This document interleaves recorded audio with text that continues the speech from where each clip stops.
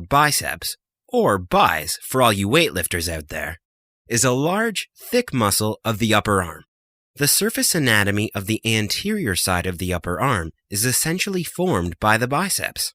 While both its origin tendons are covered by the deltoid, its insertion tendon can be easily seen and palpated in the crook of the arm. The biceps brachii consists of two heads, the long head and the short head.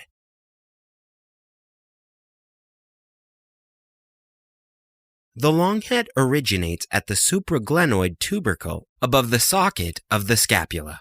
It lies within the intrascapular space but is extrasynovial, or outside of the actual joint.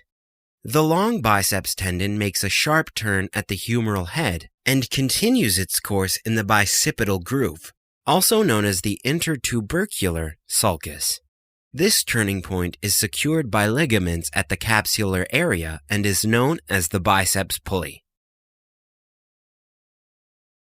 The short head arises at the coracoid process of the scapula, where it partly blends with the origin tendon of the coracobrachialis.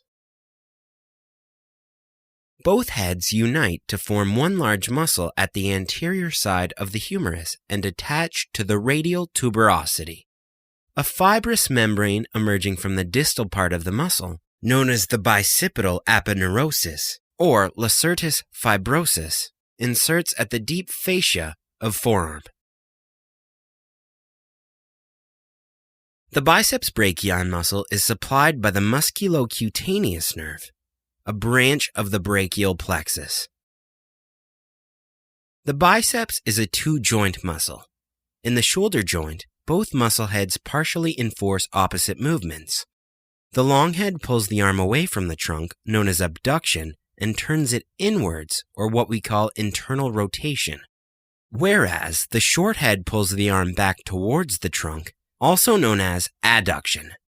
When both heads contract simultaneously, it leads to an arm bend, also known as flexion. In the elbow joint, the muscle bends the forearm and rotates it outwards, which is known as supination.